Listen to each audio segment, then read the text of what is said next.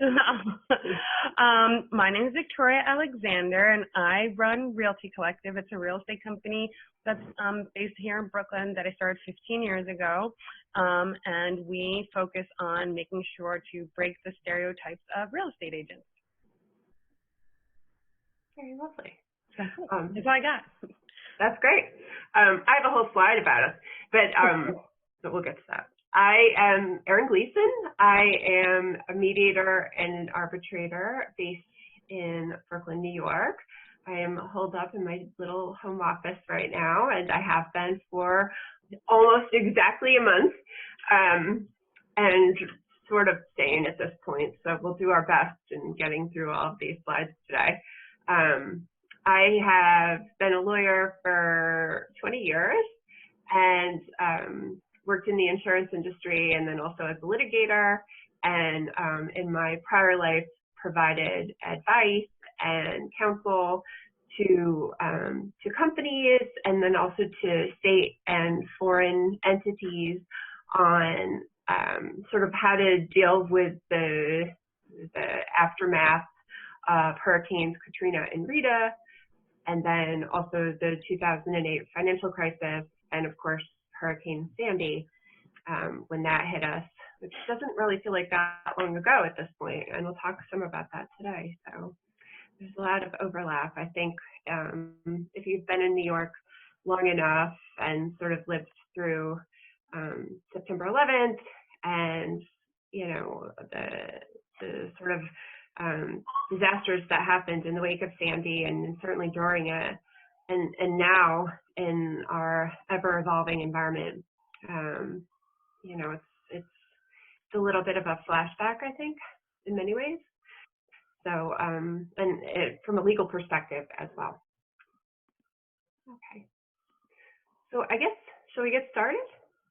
Does any of the guests want to introduce themselves? Oh, yeah, please. I'll go first. It's Sam. I'm Sam Sanders. I'm a freelance writer and content strategist, and I've been working with Victoria for a few months now on all things Realty Collective. So I'm also just trying to learn everything I can about the real estate world. So this will be instructive for me. And I'm very proud of you guys for being the only ones here without a black screen. I am still not camera ready this morning.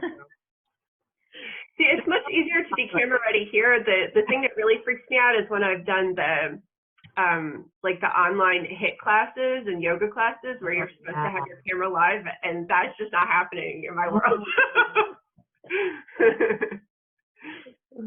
I'll go next. I'm Theo Bogashevsky. I work for a company called Perch Advisors, which is a community and economic development consulting firm. And we've been working with Victoria and Susan Povich of Red Hook Lobster Pound to get a merchant alliance off the ground in Red Hook. We work in a bunch of different communities, specifically supporting merchants. And so I'm here to just kind of gather information that I can then disseminate. Cool. Perfect.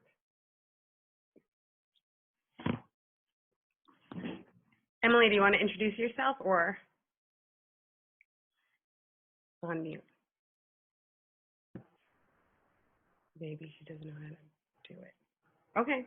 Well, she can always introduce herself later if she feels up to it. Oh, there she is. Oh, wait, there she is. Hi, good morning. Oh, still can't hear you. We can see you, but no, I can't hear you for some reason.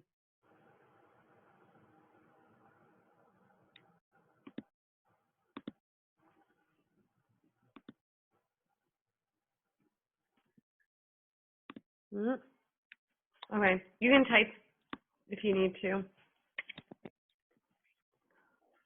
We are all going to be like super expert Zoom people. Yeah, we're going to be experts soon. We're going to use Zoom. Okay, she just typed hi, everybody. So we'll just, I guess, get started. Okay. Yeah. Okay. Well, thank you, everybody, for coming in on this Monday morning. Here is a little overview of what we'll be talking about today. And the purpose of the presentation is really to provide an open forum for us to discuss commercial real estate, the losses that people are suffering in our current environment, to help to do an assessment of some of the ways that you can evaluate dealing with those losses, and then our crystal ball predictions for what we think is coming in the future, and also some practical advice on how to sort of deal with all of the events as they continue to unfold around us. Let me just say briefly that and I have to, because I'm programmed to do this, the information and insights that we share today, despite the fact that I'm a lawyer, is not legal advice. It's just here to sort of be informational, and to the extent that anything sort of like makes you feel a bit nervous or rings a bell, and you feel like you do need to talk to a lawyer, I think both Victoria and I will be happy to give you references. But for purposes of today, we're just chatting, right? Okay. So there's our glam shots. We've already introduced ourselves, so I will not belabor it. We'll move on to the next. So I think we're all in New York and have a probably very clear sense of what has changed for all of us in a really short period of time. In addition to the fact that most of us are hopefully staying home most of our days and weeks and sort of years, it feels like at this point. The same is true for all of the businesses that surround us to a great extent, and whether those businesses are completely closed or the manner in which they can provide services is exceptionally limited, sort of varies from storefront to storefront. Towards the end of March, we know that there were a series of executive orders that were issued by the governor, which called for the closure of businesses that are non-essential, or at least a limitation of them. There was actually a tolling of 30 days for the commencement or filing of any legal actions in the state, because most of the courts at this point are completely closed. And that has some ramifications that we'll get to further in the discussion as well. In addition, there has been a moratorium on evictions and a moratorium, I think, per request on mortgage payments. What I've also seen based on my research over what's sort of going on in our city over the course of the past week, the Wall Street Journal has reported that there is a 75% uptick in burglaries of those businesses that have been shuttered. And of course, there's a tremendous increase in the number of people who have had to apply for unemployment insurance claims. And then specifically in terms of the real estate market, for those of us who were perhaps considering or had something on the market for sale, I think Victoria can talk about, sort of the ramifications for all of the social distancing and the rules that have been put in place, and specifically the mentions there for the real estate market. I mean, so showings are limited to virtual showings right now. I think that after a discussion and a virtual showing, there could be the opportunity to, with social distancing practices, I'm going to mute. Got it. How do I mute for some participants? There, okay. And so you got it. You got it. So I think that, if you had property that was sitting on the market, it's a really hard time now to finally get that property moved. So it's limited really on who's looking, and if you have something that is in demand. But I would say that rent prices are coming down, and just showing property in general is like sort of at a standstill. Yeah. So what now? And that's sort of the purpose of our discussion today. And it's a small group of us, and I think most of us know each other here. So if you want to sort of pop into the conversation and unmute yourself with any questions as we're going through it, please feel free. I can definitely keep talking for a long time, but I'm certainly happy to be interrupted. Okay. So what do we need to think about first? You have to look at your insurance policy and then get an understanding of the loss that has been suffered. So on a good day, these things are no easy task, right? Talk to your broker. To the extent that you cannot find your insurance policy or you just don't have a copy of it, the broker will have it. You can certainly go to the carrier as well to get a copy. But you need to understand sort of what your rights are and what possibly could trigger coverage under the policy that you have. And then it becomes sort of a more complicated question of, what is actually the loss that has been suffered? And we'll talk about that in some detail today. But just for purposes of our brief overview right now, does anybody have any questions before I sort of launch in? Okay, I'm gonna go. So when you are looking at your insurance policy, the important language that you want to take note of is, and sort of scan the policy for it, specifically is cause of loss to trigger coverage, right? Mostly in the real estate environment, we're looking at physical losses, which can mean a lot of different things, okay? So we're looking for physical losses that have been suffered or any kind of damages that have been incurred to the property as a direct result of the presence or the threat of this virus, okay? And those are the sort of the key indicators. Now, your policy is not necessarily going to include that language, but it might. And if it does, it's often as an exclusion. So there's a lot of business interruption policy language that will specifically exempt any claims that relate to any kind of damage that is a result of a virus. So you want to know about that pretty quickly.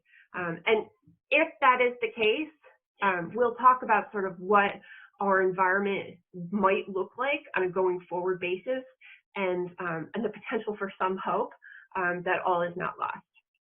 All right. So when we think of sort of the losses that often happen in the context of realty, right?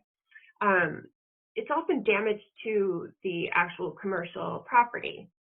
But the problem that we have now is that there might not actually be, a broken window or a burglary or some physical, right, thing that we can appreciate.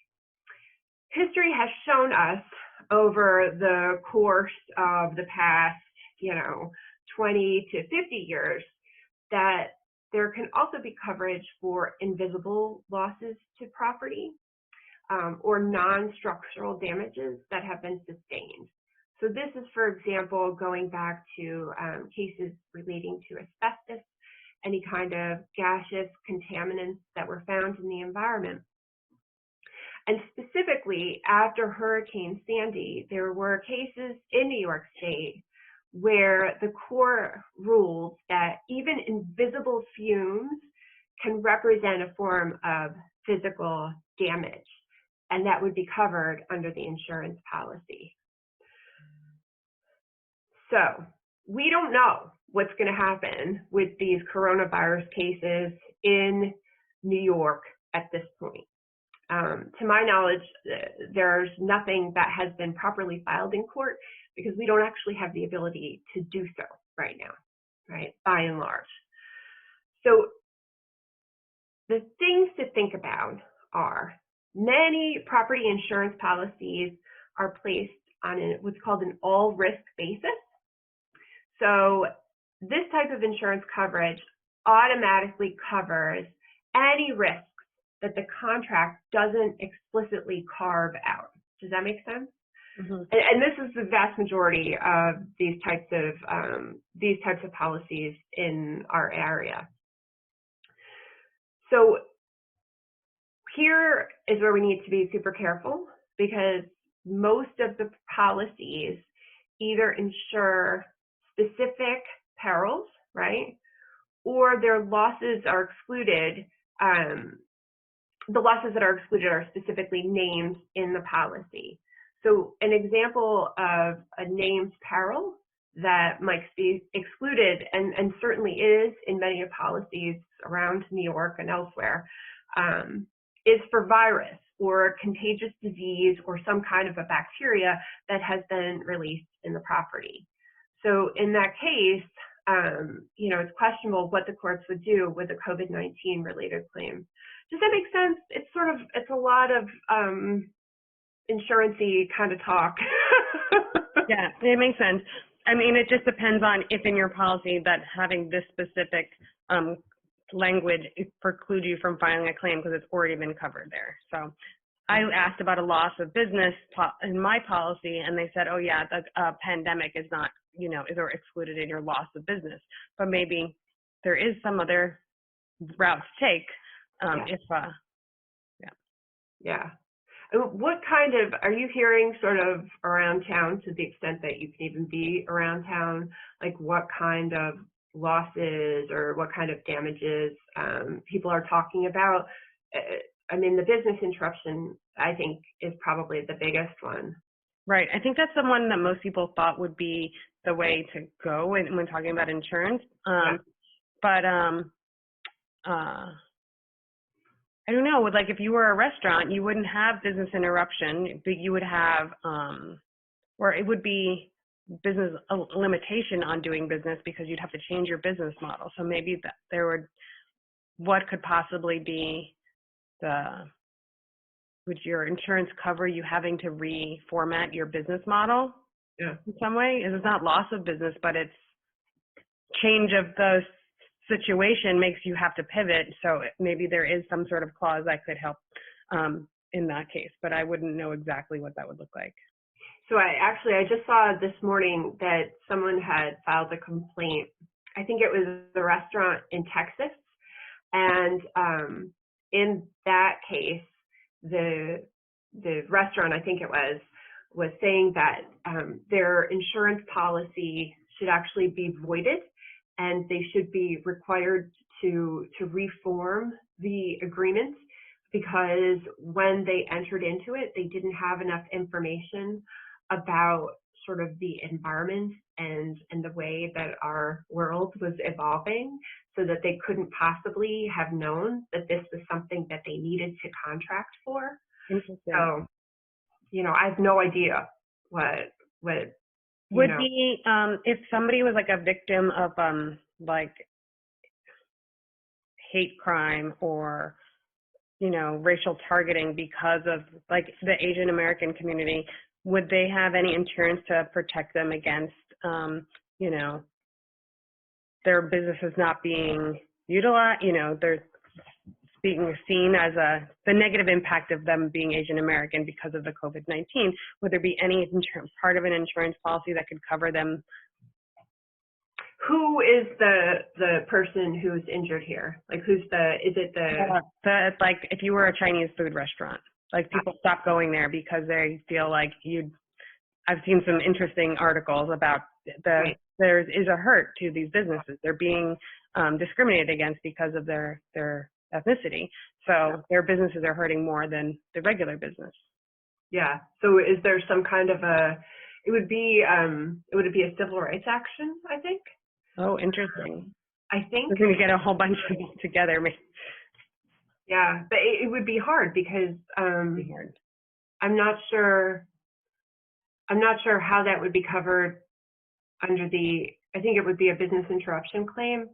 And then I guess the question is whether you could actually prove that there is a nexus between racism and the loss of business here. I'm not sure, to be honest. Either. It would be a Trump for calling it the China virus. I know. I thought about the implications too of the fact that I know in my neighborhood, most of the restaurants have stayed open for delivery, but many of the Chinese-owned businesses have closed. Yeah. And the only assumption I can make is that they were sort of preemptively closing because they didn't want threats of violence or anything like that. And yeah, it's so subjective. I don't know how you could prove it legally. I know in February that like there was a lot of conversations around the Asian American community in Sunset Park and the businesses that were being impacted them. And there was campaigns by local advocates to, like, they were going to these restaurants and taking pictures and saying support your local community, because they were being, like, you know, discriminated against because people had these absurd fears. So I know that there's definitely that stigma coming from this situation on those businesses. Let's talk about the business interruption, because I think I think it's huge, and I think that that's what most people are looking at. And that this is the sort of short list of issues that I think are coming up a lot in the insurance conversation. So it's sort of, you know, what does business interruption actually mean? Who has it, and what actually triggers it? When do you really have coverage? There's also some policies will have a civil authority provision in them, and that's where you know, the government steps in and sort of forces a business interruption on you. In the wake of, you know, sort of 9/11 and Hurricane Sandy coming into New York, I do think that there are more businesses that have this pollution legal liability coverage. But perhaps not a lot. That is another option for coverage in our, you know, COVID-19 environment right now. And then towards the end, we'll talk about this concept of force majeure and whether the pandemic actually qualifies as the kind of peril that would allow for coverage in this sort of crazy pandemic world that we're in. But in terms of the business interruption, it's generally an add-on for a commercial property insurance policy. And these, you know, the commercial insurance or the commercial property insurance is intended to cover any kind of direct physical losses to the place or any damages that are sustained because of some terrible thing, like some peril. So this is damages sustained because of a fire, because of, you know, an earthquake or a hurricane, right? Business interruption tends to follow the lead set by the bigger policy. So that business interruption is also triggered when there's some kind of a physical loss that's sustained. All right.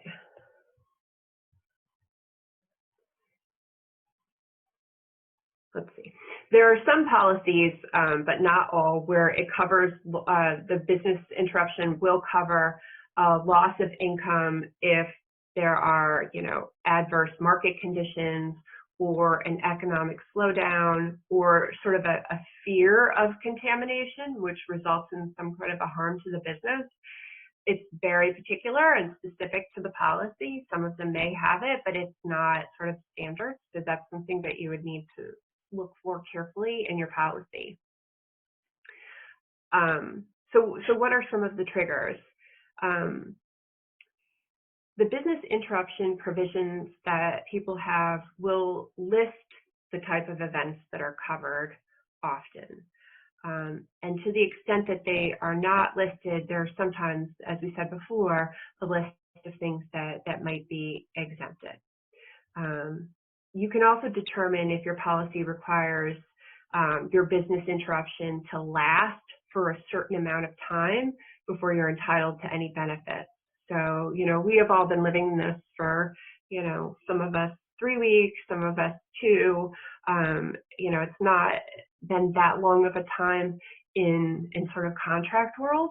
So you have to look and see how long those losses have to be sustained before you can actually make a claim. Okay, so let's see. So that's what I have for the business interruption. Does that make sense to people? So it's typically there has to be some kind of a loss similar to a loss that would be suffered to the actual structure. There can be invisible losses if there's an all risks, right, which covers anything bad that happens. You'd specifically need to look at that language and make sure that there isn't something in there that says virus or pandemic, isn't covered. And they do have that. And, you know, now that we live in this world, policies are getting a relook at this point so that on a going forward basis, they actually do include that kind of language. So, you know, looking ahead, maybe that's helpful, but generally speaking, we have a pandemic every 100 years. So now that we're in it, it's, you know. Most likely we'll live through another one. God help us, right? So I'm interested, though, then to think about, because it seems like these policies leave out a lot of serious things that happen. Because I remember also after 9/11, so many policies that said, oh, you no loss of business coverage for terrorist attacks. And so, you know, like then so people weren't covered then. So there's all these situations that are real life issues that we've been dealing with that you've talked about, Katrina, Sandy, you know, COVID-19, 9/11. And it seems like the policies specifically, you know, preclude being covered during these situations, but these are the situations we need to be covered. So is there not oversight in these? Like I know after Sandy now there's some oversight for the flood insurance to redefine it. Is there a way to be moving forward so that there's leverage for policy people that need need insurance policies to, because I know that I have no leverage. Like after Sandy, I was lucky to find, my insurance company dropped me because I had filed a claim. And then I had to file, then, you know, and then FEMA got involved. It was once they changed all the rules. But the government had to step in to hold those insurance companies accountable after Hurricane Sandy. So I'm wondering if probably not with Trump there, but how could we change the policies moving forward or have leverage to change policies moving forward? Because if you're a business that's like in a flood zone, you know, and you want to get flood insurance, how does the government make sure that you have access to the policies that are going to protect you? Because if they can just keep writing in things to get rid of it, and then there's no other policies that you're eligible for, how would you actually get coverage? Yeah. So there is the possibility of legislation to come in and save people. And, you know, there was a letter that was written on a bipartisan basis by a group of members of Congress, generally to the insurance carrier community, demanding that the carriers consider providing business interruption coverage relating to COVID-19 damages that have been suffered because of the breadth of the losses that, you know, that are coming, right? There's already that which is being experienced right now, but there's a whole world of loss that we're going to see, you know, particularly in our area, but really across the country. So my understanding is that there was some pushback from the carriers in that, you know, if you are a commercial entity, the assumption is that you are in a position to do your own due diligence and to contract for things which you feel you need, and you voluntarily entered into this insurance policy, and, you know, and so that's sort of the end of it. You know, is there a possibility beyond that the federal government could step in and require carriers to provide some kind of business interruption coverage?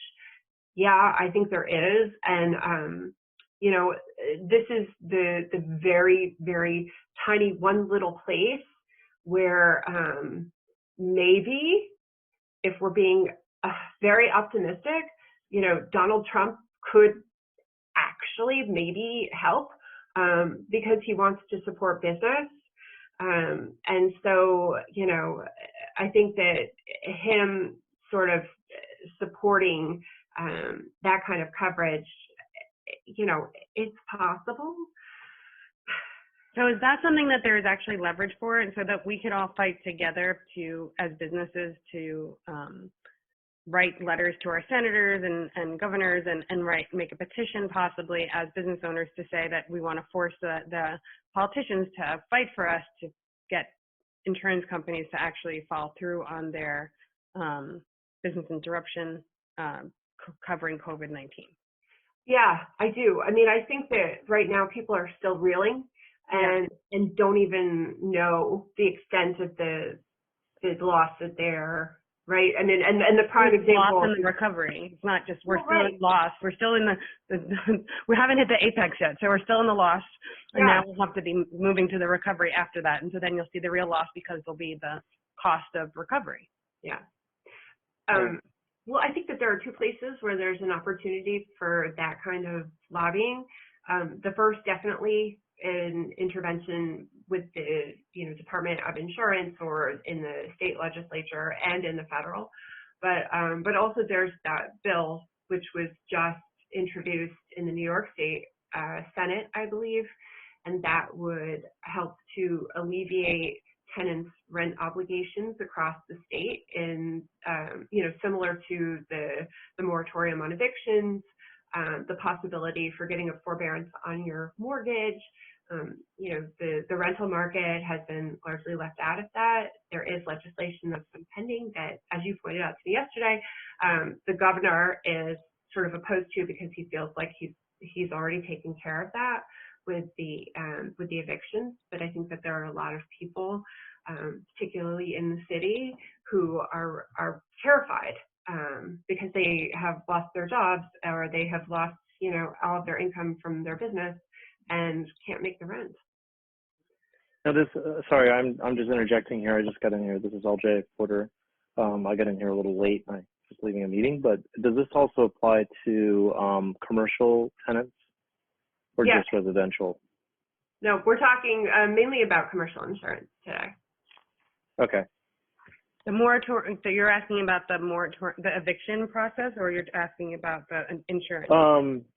Yeah, in the eviction process, and then also I already talked to my attorney, and it's going to be very difficult to evict anybody. The courts are not going to be accepting any cases for the short term, but it's concerning if there's going to be any assistance for small businesses beyond the payroll protection plan I just applied for. So hopefully that happens, but which also can cover rent. And then anything else, but anyway, that's my question. If there's anything else that's potentially being covered or on the books. Well, so we were talking about insurance policies covering business interruption. Yeah. And that there is a law that that's come to legislation but not been passed, but has come to the floor to ask insurance companies to change the business interruption policies to cover COVID-19 possibly, but it's not. It was just an encouragement, right? Erin, what you want to rephrase that again? So I think that the legislation that I'm aware of at this point is there's a bill before the New York State Senate, which would provide for some kind of a forbearance or forgiveness, I'm not sure, relating to rent payments, either in New York State or in the city. I think it's very early stages, so and I'm not sure how supported it is. But then beyond that, the other thing that we were talking about in terms of the insurance market is that over the course of the past couple of weeks, there was a bipartisan letter that was issued by a number of members of Congress to the insurance industry, and which was asking the carriers to provide business interruption coverage, despite the fact that many of the policies either specifically exclude any losses that are relating to a virus, or some of them even mentioning a pandemic. But that was a letter, right? And sort of an open letter sent to the insurance carriers. And there has not, to my knowledge, been any, legislation on the federal level that would address them. New York, as you say, the courts are, for the most part, closed. Some of the other states, the courts are still open, and there are cases that are being filed which specifically relate to business interruption, but it's, that doesn't necessarily help us. I think that, to the extent that this is a concern, as I said before, I'm not sure if you were on the call at that point. Sorry about that. I'm sorry? Oh, sorry, I'm just joining. I just joined recently. Oh. But anyway. The key things that you need are a copy of your insurance policy, and then sort of an appreciation of the loss that you are experiencing now, and which will likely continue. And we don't really have a sense as to, how long it's going to continue at this point. So that's the trick. Yeah. I've been dealing with this now, as everybody is, and my business, I'm not a point of sale. I have an architecture business, so I invoice after I do the work. And so, I haven't seen, I won't see the impact of this. I actually had a really good month last month. So to show a loss, I can't show a loss. I did better than March of last year.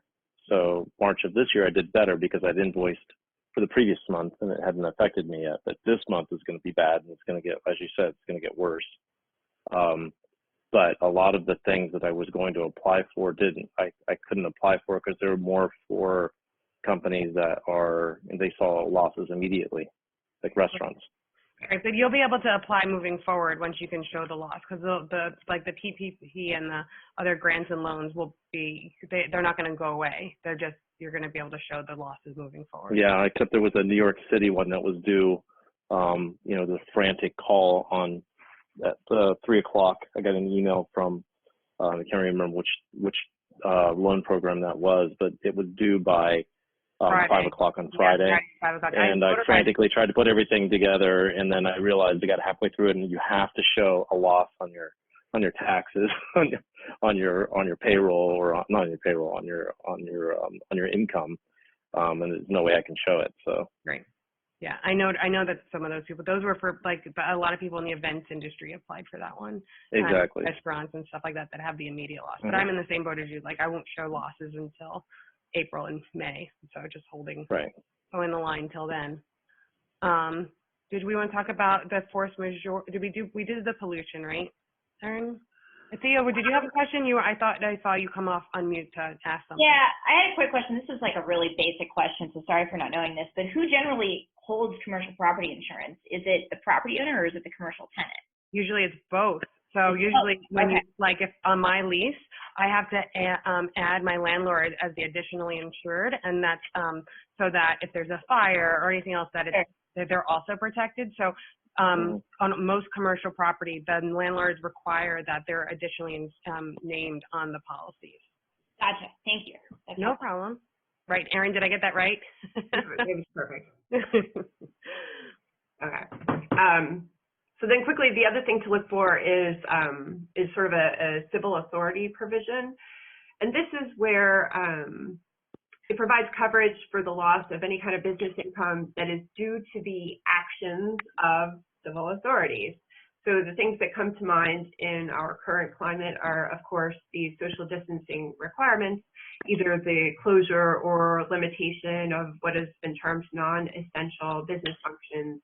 And the key factors that you want to consider here, which of course varies, right, depending on the language of your policy, is first the existence of a civil order that prohibits access, right, to the premises in question, and whether that has caused any kind of harm to the property.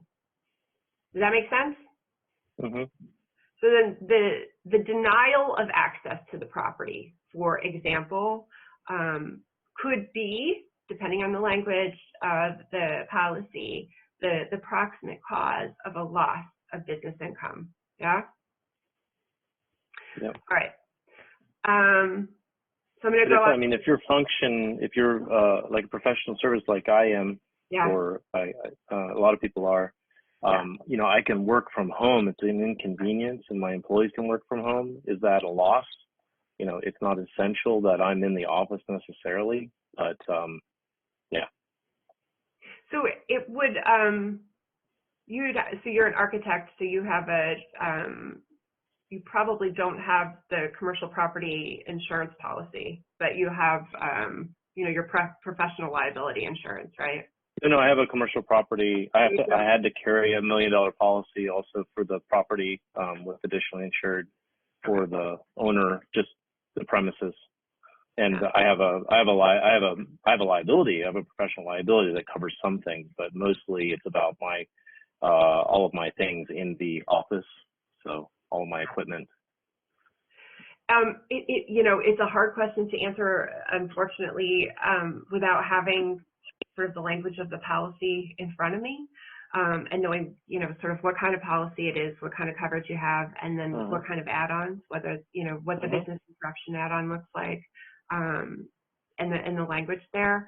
And as I said, and you missed this, so I'll reiterate it. Yeah. My lawyer brain is programmed to say this. Not legal advice today. This is sort of our overview discussion of what the world looks like and what potential options are. But if you already have a lawyer, you're probably, I think, in a good place, hopefully. Yeah, I mean, everybody that I've been speaking to, lawyer, call all the professionals, lawyer, insurance agent, accountant, everybody's in the same boat. They all have, relatively small businesses under 500 people, and they all are trying to figure out what to do. Yeah. So I don't know how much anybody is going to have sort of the contamination or pollution liability insurance policy, which we talked about a little bit earlier, given what I know about all of you on the call so far. This is interesting because it is one of the few where coverage is actually not triggered by a physical loss, right? Because of the contamination or a pollution issue. So here, to the extent that you do have this kind of coverage, the question becomes whether the coronavirus or COVID-19 is a pollutant, or the pollution condition that has been created by this element in our environment would allow for coverage of a loss under your policy. So here, you'd have to look for whether the virus or pandemic is specifically excluded. And then the other question to think about is whether sort of transmission of the virus constitutes a pollution condition. And I don't think we know that right now, right? What I was wondering, actually, was another issue, just reading through my policy, and actually I talked to my agent, was, sort of acts of war. And under that, it mentions biological agents as well. So, the president has called this a war. Of course, he's a war president. But would that extend to because there's a lot of clauses, and even in my contract that talks about loss of use or non-payment because of a war action or complete destruction of the building may or may not be included in termination of your lease. And then it was also in my insurance policy. It talks about I just remember it saying something about biological agents. It's a hot topic right now. And I unfortunately don't have a good answer for you. And so this is the last item on the list, which is the force majeure issue. And this is where some kind of an unforeseeable circumstance prevents you from fulfilling a contract and thus could trigger coverage, right? So does this include the COVID-19 pandemic environment that we're living in now? I don't know. Right. So there are many commercial leases that specifically exclude force majeure protection. Whether it is going to apply to our current environment is something that is absolutely going to be litigated. And I have not, it has come up in some of the cases that have been filed elsewhere. you know, I think that from what I have read, people who like to write about insurance, is that we just don't know, and people are sort of split as to whether it will or not, as far as I was able to tell. So again, not tremendously helpful. It's just you know, everything is sort of evolving on a day-to-day basis. Mm-hmm. So let's see. So what does this mean? And you know, sort of along those lines, I think that to the extent that we don't know when the courts are going to open up, and when the courts do open up, it stands to reason that it's going to be sort of a trying process, because I think the number of cases that will be filed and work that will need to be done will probably be tremendous. So to the extent that, you know, you are in a position where you can get out in front of that and to conduct direct negotiations with the carrier, I would certainly say with the assistance of counsel to make sure that you're not missing any important issues. It's something to consider. The other thing to consider is to the extent that you are at an impasse with the carrier in terms of the type of coverage that you feel that you're entitled to and they don't, then the carrier might entertain the possibility of mediating the dispute, knowing that if you are not able to sort of resolve it amongst yourselves, litigation will ensue, and our litigation environment over the coming years, I think will be trying. Yeah. Mm-hmm. We have about 10 minutes left, Erin, so I know we still have a lot of information to go through. Do you want to briefly try to cover the next couple of things? Yes, ma'am. Thank you. Okay. We'll just hold questions till the end so we can get through the rest of the presentation. Yeah, and I think, you know, the last part of the presentation was, you know, intended to provide some kind of hope, right? So we talked about this legislation in New York, which you know, I think there's one bill right now, but which specifically relates to the rental market and whether or not people will be able to forego rental payments and what that structure would look like. You know, that's still a ways out. We talked about the congressional outreach to the carriers. And, you know, I think that the next step there is whether or not there will be legislation forthcoming on a federal level. I would not be surprised. The other thing that I saw was that a group of chefs from New York City, so I think it was, you know, I can't remember, Jean-Georges and sort of the chefs of that level. And there was a small group of them made outreach to the White House over the course of the past couple of weeks on behalf of the hospitality industry in New York City and I think beyond, and specifically talking about how there is difficulty getting business interruption or business losses covered by the carriers, and specifically asking the president for assistance. I don't know, you know, sort of the substance of that discussion or what's going to come of it, but those are the kind of, you know, dialogues that are happening. You know, and then I think, as we said before, you know, we look to, you know, the history of disasters that many of us here have probably already lived through in the city, and that is, you know, when the federal government or the state government was able to sort of intervene on behalf of businesses, and what that looks like after September 11th and after Hurricane Sandy, and, you know, what are the lessons that we can learn from that in our environment today. Mm-hmm. So along those lines, Victoria, is there anything that you wanted to share, or any sort of lessons learned or what you see ahead of us? I would just say that, you know, being somebody that lived through Hurricane Sandy, that, you know, things changed over that course. Like the first days, I was very skeptical of getting money from insurance, but then FEMA changed rules and regulations. So things evolved over the year after.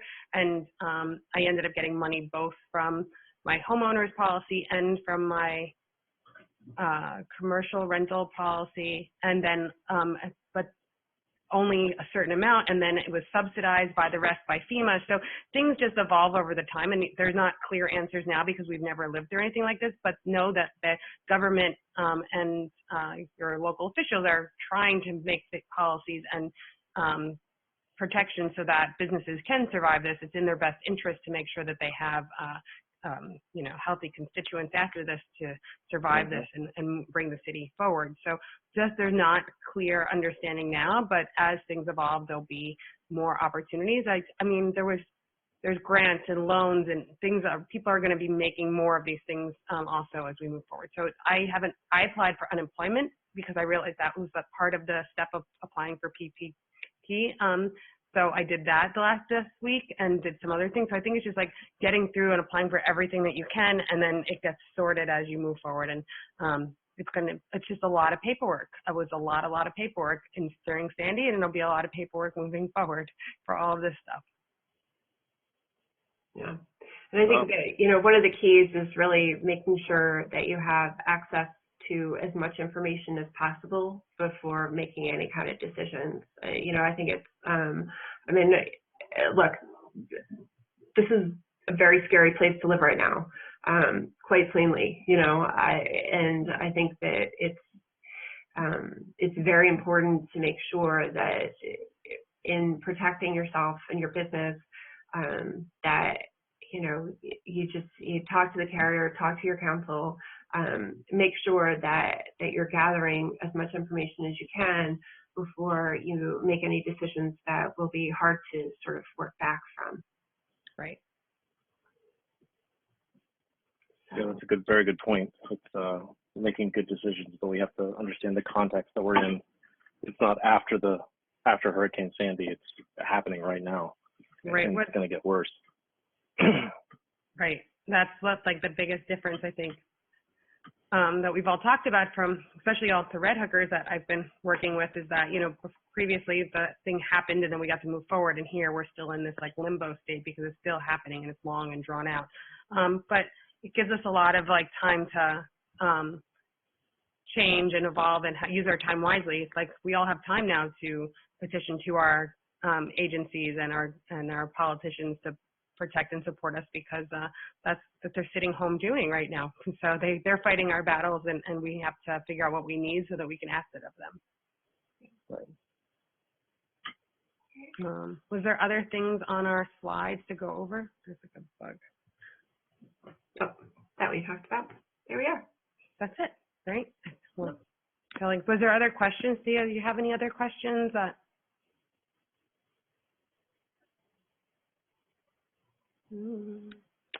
No, thanks for organizing this. This is great. How did you find out about it, out of curiosity? Me. Victoria. Mm-hmm. Yeah.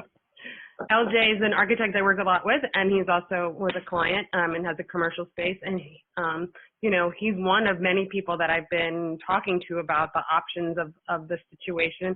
And I think that just communication is so important between especially on the smaller scale with landlords and tenants, is like finding some solutions to make it feasible for everybody to survive this, because we all need to come to the other side of it and working together to do that. So I know that it's difficult for, like, I fielded 2 landlord questions yesterday about, their tenants, like, their lease is up and one of them wants to be taken off the lease because they're breaking up, and like, well, like, so everybody's trying to negotiate these situations that are very difficult and sad. People that her other tenants lost their job and they're paying a reduced rent and doing a payment plan for the difference of the rent with her, and they came up with that on her own. And when I talked to her about it, she's like, they already suggested that. I'm like, great, I'm in line with what your tenants are offering you, and they're going to make a payment plan to pay they couldn't make the exact rent, and they know that it's important to her. She's a small little landlord that needs this income. So yeah, I heard some good advice yesterday, or maybe it was Saturday, from one of the people I was speaking to who just said, I think it was my accountant who was saying, you know, we're in the middle of this right now. This is not a, you know, you're dealing with taxes and things like that too, and this is not a time to try to get as much as you can get.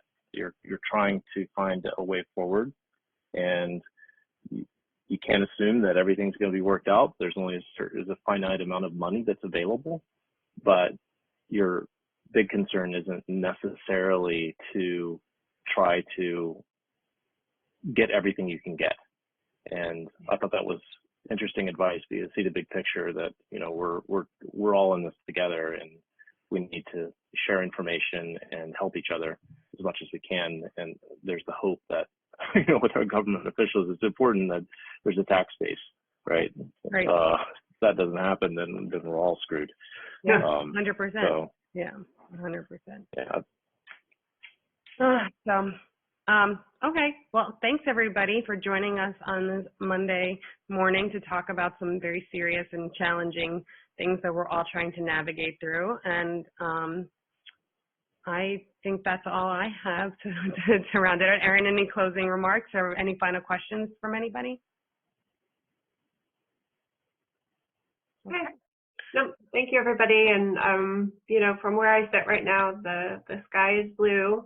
I think it's warm outside. So, you know, one day we'll be able So don't go outside. Just look out there and see it live. Yeah. Sense of humor. It's too hard otherwise. Okay, everybody, have a great day and stay healthy and thanks, sane. Jen. And we'll talk Thank to you you so soon. much, guys. You're Thank welcome. you. Take care. Bye-bye. Thanks for arranging this. No Bye-bye. problem. Have a great day.